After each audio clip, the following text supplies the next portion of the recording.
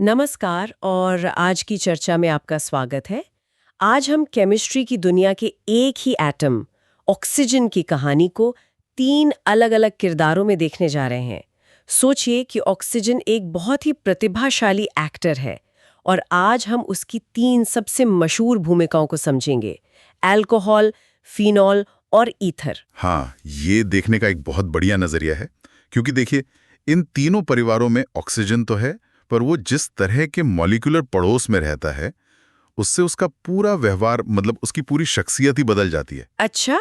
हमारा मिशन आज यही समझना है कि संरचना में ये जो छोटे-छोटे बदलाव हैं, वो कैसे इन यौगिकों को पूरी तरह से अलग बना देते हैं। मतलब अणु का ब्लूप्रिंट ही उसकी किस्मत तय कर देता है। ये तो बहुत मजेदार बात है। तो चलिए इस ब्लूप्रिंट को समझने की शुरुआत ऑक्सीजन के सबसे आम किरदार अल्कोहल से करते हैं। बिल्कुल, तो अल्कोहल से शुरू करते हैं। तो अल्कोहल असल में है क्या? मतलब सीधे शब्दों में। देखिए, सीधे शब्दों में कहें तो ये वो ऑर्गेनिक कंपाउंड्स हैं जिनमें एक हाइड्रोकार्बन चेन पर एक हाइड्रोक्सिल मतलब OH समूह लगा होता है। और ये OH समूह ही सब कुछ है ना? हाँ बिल्कुल, वो हाइड्रोक्सिल OF समूह ही इसका फंक्शनल ग्रुप है। इसे आप अणु का बिजनेस एंड समझ सकते हैं। यही वो हिस्सा है जो ज्यादातर केमिकल रिएक्शंस में हिस्सा लेता है और अणु की पहचान तय करता है। ठीक है। तो अब इनके वर्गीकरण पर आते हैं।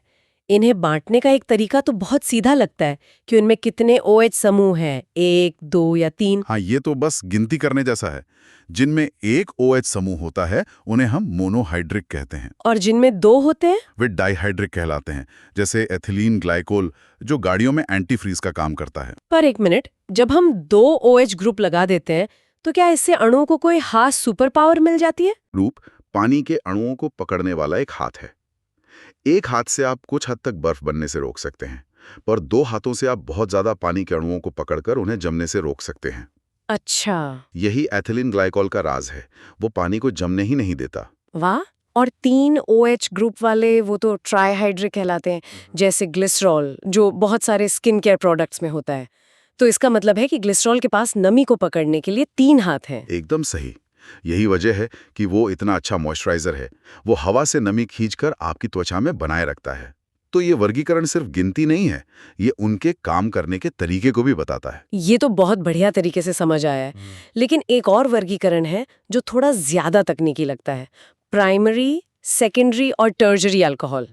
ये क्या है और ये इतना जरूरी क्यों है? देखिए, ये वर्गीकरण बहुत ही ज्यादा महत्वपूर्ण है।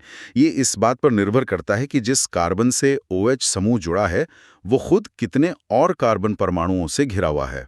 इसे थोड़ा और आसान करके समझाएंगे? जरूर। इस 1 डिग्री, 2 डिग्री, 3 डिग्री वर्गीकरण को आप ऐसे सोच सकती हैं कि कार्बन के पास रिएक्शन के लिए कितनी खुली जगह है। खुली जगह। हाँ, प्राइमरी मतलब 1 डिग्री अल्कोहल का जो कार्बन है, वो सिर्फ एक तरफ से दूसरे कार्बन से जुड़ा है। तो ऑक्सीकरण करने वाले किसी भी एजेंट के लिए उस पर हमला करना बहुत आसान हो जाता है। अच्छा, तो उसके पास काफी खुली जगह है। हाँ, अब सेकेंडरी यानी 2 डिग्री अल्कोहल में वो कार्बन दो तरफ से कार्बन समूहों से घिरा है, तो उस तक पहुंचना थोड़ा मुश्किल हो जाता है। और टर्शरी? और टर्शरी मतलब 3 डिग्री अल्कोहल का कार्बन तो तीन तरफ से कार्बन समूहों से ढका हुआ है। जैसे कोई VIP अपने बॉडीगार्ड से घिरा हो, उस तक पहुंचना और उससे प्रतिक्रिया करना बहुत ही मुश्किल होता है। मतलब सिर्फ पड़ोसियों की संख्या बदलने से उसकी प्रतिक्रिया करने की क्षमता ही बदल जाती है। ये तो कमाल है। बिल्कुल। इसीलिए उनकी प्रतिक्रियाएं और उनसे बनने वाले उत्पाद सब इतने अलग होते हैं। ये केमिस्ट्री में भविष्यवाणी करने का एक बहुत शक्तिशाली तरीका है। इसी में मैंने 2 और खास नामों के बारे में पढ़ा: एलाइलिक और बेंजाइलिक अल्कोहल। ये सुनने में थोड़े मुश्किल लगते हैं। ये खास मामले हैं जहां OH समूह एक ऐसी जगह पर होता है जो किसी खास चीज के ठीक बगल में हो। बगल में? हाँ, एलाइलिक अल्कोहल में OH समूह वाला कार्बन एक कार्बन-कार्बन डबल बॉन्ड के बगल में होता है, और बेंजाइलिक अल्कोहल में वो एक एरोमेटिक बेंजीन रिंग के बगल में होता है। तो बगल में होने से क्या फर्क पड़ता है? बहुत बड़ा फर्क पड़ता है। वो डबल बॉन्ड या बेंजीन रिंग उस अणु को एक तरह की अतिरिक्त स्थिरता देती हैं। इसे आप ऐसे समझिए जैसे किसी गर्म आलू को हाथ में उछालना। हाँ, और एक आप उसे एक ही जगह नहीं रखते ना, दोनों हाथों में तेजी से बदलते रहते हैं ताकि कोई भी एक हाथ ना जले। बेंजीन रिंग भी अपने इलेक्ट्रॉन्स को इसी तरह पूरी रिंग में घुमाकर खुद को स्थिर रखती है। इसे रेजोनेंस कहते हैं। तो जब कोई समूह इसके बगल में होता है तो वो भी इस स्थिरता के खेल में शामिल हो जाता है। और एक आखिरी प्रकार था वाइनिलिक अल्कोहल, जहां OH समूह सीधे डबल बॉन्ड वाले कार्बन से ही जुड़ा होता है। हाँ, और ये आमतौर पर बहुत अस्थिर होते हैं। वो लगभग तुरंत ही अपना रूप बदलकर ज्यादा स्थिर यौगिकों जैसे एल्डिहाइड या कीटोन में बदल जाते हैं। ठीक है, तो हमने देखा कि अल्कोहल में OH समूह एक साधारण कार्बन चेन से जुड़ा होता है, लेकिन क्या होता है जब हम उसी OH समूह को एक बेंजीन रिंग जैसे ज्यादा जटिल स्ट्रक्चर से सीधे जोड़ देते हैं? क्या वो तब भी अल्कोहल जैसा ही व्यवहार करता है? मुझे लगता है यहीं से फिनॉल की कहानी शुरू होती है। ये बेहतरीन सवाल है, क्योंकि यहीं से सब कुछ बदल जाता है। जब हाइड्रोक्सिल समूह सीधे बेंजीन रिंग के कार्बन से जुड़ता है तो हम उसे अल्कोहल नहीं कहते, हम उसे एक पूरी तरह से नई श्रेणी में रखते हैं, फिनॉल। एक मिनट रुकिए, बेंजाइलिक अल्कोहल में OH रिंग के बगल वाले कार्बन पर था और फिनॉल में वो सीधे रिंग पर है। ये तो बहुत मामूली सा फर्क लगता है। क्या इससे सच में कोई बड़ा अंतर आता है? ये केमिस्ट्री में सबसे बड़े उदाहरणों में से एक है कि कैसे एक छोटा सा बदलाव सब कुछ बदल सकता है। जब OH समूह सीधे रिंग से जुड़ता है तो रिंग के जो घूमने वाले इलेक्ट्रॉन हैं वो उस ऑक्सीजन के साथ भी रेजोनेंस में आ जाते हैं, और होता यह है कि रिंग ऑक्सीजन के इलेक्ट्रॉनों को अपनी ओर खींचती है, जिससे ऑक्सीजन हाइड्रोजन बॉन्ड कमजोर हो जाता है। और अगर बॉन्ड कमजोर हो गया तो इसका मतलब है कि हाइड्रोजन का निकलना आसान हो जाता है। बिल्कुल। और कोई भी चीज जो आसानी से हाइड्रोजन आयन यानी H+ छोड़ दे, वो अम्लीय यानी एसिडिक होती है। अच्छा, यही कारण है कि फिनॉल अल्कोहल की तुलना में बहुत ज्यादा एसिडिक होते हैं। अल्कोहल लगभग न्यूट्रल होते हैं, जबकि फिनॉल हल्के एसिड होते हैं। सिर्फ एक पोजीशन बदलने से पूरी केमिकल शख्सियत बदल गई? ये तो वाकई हैरान करने वाली बात है। तो क्या फिनॉल का वर्गीकरण भी अल्कोहल जैसा ही होता है, मतलब OH समूहों की संख्या के आधार पर? हाँ, पैटर्न काफी समान है।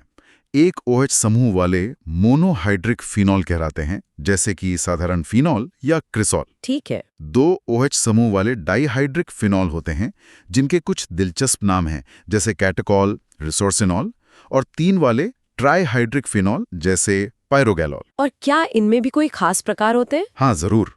जैसे प्रतिस्थापित फिनॉल, जहां रिंग पर OH के अलावा और भी समूह लगे होते हैं। उदाहरण के लिए अगर आप एक फिनॉल पर 3 नाइट्रो समूह लगा दें तो आपको पिक्रिक एसिड मिलता है, जो एक शक्तिशाली विस्फोटक है। बाप रे। तो आप देख सकती हैं कि कैसे अतिरिक्त समूह उसके गुणों को और भी ज्यादा बदल सकते हैं। फिर पॉलीन्यूक्लियर फिनॉल भी होते हैं, जिनमें एक से ज्यादा बेंजीन रिंग होती हैं, जैसे नेफ्थॉल। बहुत बढ़िया। तो हमने ऑक्सीजन का पहला किरदार देखा, अल्कोहल, जो एक सामान्य कार्यकर्ता की तरह है। फिर हमने उसका दूसरा किरदार देखा, फिनॉल, जो एक शाही और थोड़ा तुनक मिजाज अभिजात वर्ग की तरह है, क्योंकि वो सीधे रिंग से जुड़ा है। अब ऑक्सीजन के तीसरे किरदार की बारी है। क्या होता है जब वो 2 कार्बन के बीच में फंस जाता है? जब ऑक्सीजन 2 कार्बन समूहों के बीच एक पुल की तरह काम करता है तो हम उस परिवार को ईथर कहते हैं। इनका सामान्य सूत्र है ROR-, जहां R और R- कार्बन की चेन है। और देखिए, इनमें कोई OH समूह नहीं होता। और अगर OH समूह ही नहीं है तो इसका मतलब है कि उनके पास प्रतिक्रिया करने के लिए वो बिजनेस एंड ही नहीं है। एकदम सही। कोई एसिडिक हाइड्रोजन ना होने के कारण ईथर आमतौर पर बहुत कम प्रतिक्रियाशील होते हैं, मतलब काफी निष्क्रिय। वो शांत और स्थिर होते हैं। हाँ, मुझे लैब के दिन याद आ गए, जब भी कोई मुश्किल रिएक्शन करना होता था जिसमें सॉल्वेंट को बिल्कुल शांत रहना जरूरी था, तो हमारा पसंदीदा सॉल्वेंट डाईएथिल ईथर ही होता था। वो बस चुपचाप अपना काम करता है, किसी से कोई मतलब नहीं। ये एकदम सटीक बात है। इसीलिए उन्हें अक्सर केमिस्ट्री में गैर प्रतिक्रियाशील सॉल्वेंट्स के रूप में इस्तेमाल किया जाता है। अब इनका वर्गीकरण भी बहुत ही सरल है। अगर ऑक्सीजन के दोनों ओर के कार्बन समूह एक जैसे हैं तो उसे सरल या सममित, मतलब सिमेट्रिकल ईथर कहते हैं, जैसे डाईएथिल ईथर C2H5O C2H5। और अगर दोनों समूह अलग-अलग हैं तो वे मिश्रित या असम्मित, मतलब अनसिमेट्रिकल ईथर कहलाते हैं, जैसे एथिल मेथिल ईथर। ये तो काफी सीधा है। ये है तो, लेकिन यहाँ भी एक बहुत ही दिलचस्प अपवाद है। एक खास तरह के ईथर्स होते हैं जिन्हें चक्रीय ईथर यानी साइक्लिक ईथर्स कहते हैं, जहां ऑक्सीजन परमाणु खुद एक रिंग का हिस्सा होता है। लेकिन आपने तो कहा कि ईथर बहुत शांत और निष्क्रिय होते हैं। फिर मैंने एपॉक्साइड्स नाम की किसी चीज के बारे में पढ़ा जो चक्रीय ईथर है, पर वो बहुत ज्यादा रिएक्टिव होते हैं। ऐसा क्यों? आहा, आप ईथर परिवार के विद्रोही सदस्य तक पहुंच गईं। हिपॉक्साइड्स, जिन्हें ऑक्सीलेन भी कहते हैं, 3 सदस्यों वाली एक छोटी सी रिंग होती है, 2 कार्बन और 1 ऑक्सीजन। आप कल्पना कीजिए कि आप एक छोटे रबर बैंड को अपनी 3 उंगलियों पर खींचकर एक छोटा तिकोना बनाने की कोशिश कर रहे हैं। हाँ, उसमें तो बहुत तनाव होगा, वो टूटना चाहेगा। बिल्कुल। एपॉक्साइड रिंग के अंदर के बॉन्ड्स भी बिल्कुल वैसा ही महसूस करते हैं। उस छोटी सी रिंग में जबरदस्त तनाव होता है, जिसे हम रिंग स्ट्रेन कहते हैं। एटम अपने पसंदीदा एंगल पर नहीं होते और वे हर समय उस तनाव से बाहर निकलना चाहते हैं। तो इसी तनाव की वजह से वे इतने ज्यादा रिएक्टिव होते हैं। हाँ, ये रिंग स्ट्रेन उन्हें अस्थिर और प्रतिक्रिया के लिए उत्सुक बना देता है। वे आसानी से अपनी रिंग खोलकर किसी दूसरी चीज से जुड़ जाते हैं और ये जो उनकी अनोखी प्रतिक्रियाशीलता है, ये उन्हें ऑर्गेनिक संश्लेषण में बेहद उपयोगी बनाती है। वे जटिल अणुओं के निर्माण के लिए शक्तिशाली बिल्डिंग ब्लॉक्स की तरह काम करते हैं। तो ज्यादातर ईथर शांत होते हैं, लेकिन एपॉक्साइड एक स्प्रिंग की तरह है जो खुलने के लिए तैयार बैठा है। तो आज हमने ऑक्सीजन के 3 अलग-अलग किरदारों की कहानी को समझा। अल्कोहल में वो एक सामान्य कार्बन चेन से जुड़कर काम करता है। फिनॉल में वो एक एरोमेटिक रिंग से सीधे जुड़कर ज्यादा एसिडिक और खास बन जाता है। और ईथर में वो 2 कार्बन के बीच एक स्थिर पुल बनाता है, जब तक कि उसे एक छोटी तनावपूर्ण रिंग में न फंसा दिया जाए। और ये दोहराना जरूरी है कि यह सिर्फ वर्गीकरण नहीं है, ये केमिस्ट्री का एक मूल सिद्धांत है। संरचना ही कार्य को नियंत्रित करती है। अणु का ब्लूप्रिंट, जैसे OH समूह सीधे रिंग पर है या साइड चेन पर, या ऑक्सीजन एक खुली चेन में है या एक तंग रिंग में, वही सीधे तौर पर उसकी रासायनिक पहचान और व्यवहार को तय करता है। आज की चर्चा से एक विचार मेरे मन में आ रहा है। हमने देखा कि कैसे आणविक संरचना में एक छोटा सा बदलाव, जैसे एक OH समूहों को एक कार्बन की साइड चेन से हटाकर सीधे बेंजीन रिंग पर लगा देना, एक पूरी तरह से नए वर्ग का यौगिक बना देता है।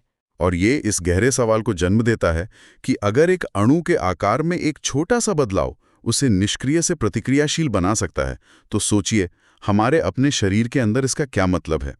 कितनी बीमारियां जैसे अल्जाइमर्स या पार्किंसंस सिर्फ इसलिए होती हैं क्योंकि एक प्रोटीन अणु सही तरीके से मुड़ा हुआ नहीं है, उसकी आणविक वास्तुकला थोड़ी सी गलत हो गई है।